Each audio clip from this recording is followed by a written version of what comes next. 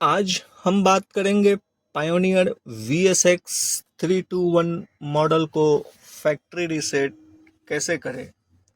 चलिए इसके प्रोसेस को मैं बताता हूँ।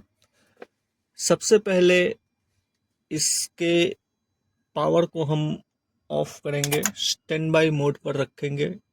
उसके बाद हम बैंड के बटन को, जो ट्यूनर बैंड है, इसके बटन को प्रेस करके रखेंगे। उसके बाद हम पावर के बटन को प्रेस करेंगे तो अपने डिस्प्ले पे आएगा reset question marks. Auto surround के बटन को प्रेस करेंगे, okay question marks. Standard surround को ओके करेंगे, प्रेस करेंगे। उसके बाद अगेन इसको प्रेस करेंगे। ये अपना सफलतापूर्वक फैक्ट्री रीसेट हो चुका है।